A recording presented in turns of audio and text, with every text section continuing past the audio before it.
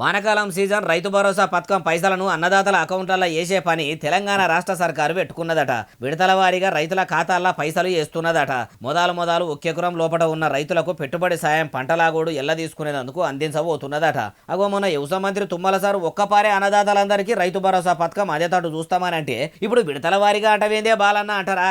కాదు దినమో 2 దినాలను అందరికి అకౌంట్లలో వేసేటట్టు ప్లాన్ చేస్తురట. అయ్యా సీఎం రేవంత్ సారు యాసంగి అప్పుడు కూడా ఇట్లనే రైతు భరోసా పథకం బాపతు పైకం అందరికి వేస్తామని బాతాల పోషెట్టుకి మించి బాగానే బాత్కాలు కొట్టుకుంటా రైతే రాజు కార్మికుడే దేవుడు అనుకుంటా అడ్డం పొడుగు దొడ్డుగా నరికి కొందరికి మాత్రమే వేసి చాలా మందికి ఇప్పటి వరకు కూడా వేయకుండా తిప్పలు పెట్టిరట. రైతు భరోసా పథకం పైకము మాకెందుకు రాదని తటిమ రైతులు లొల్లులు పెట్టిర్రు. ఇప్పటికి పెడతానే ఉన్నారు. ఈ తేపన్న మాట మీద ఉండి అన్న టైం వరకు అందరికి పైకం పడేటట్టు చెయ్యర్రి. ఇంకో ముచ్చటేందంటే సారు భూములు జాగాలు ఉన్నోళ్లే మీకు ఓట్లేస్తే అధికారంలోకి వచ్చిర్రా?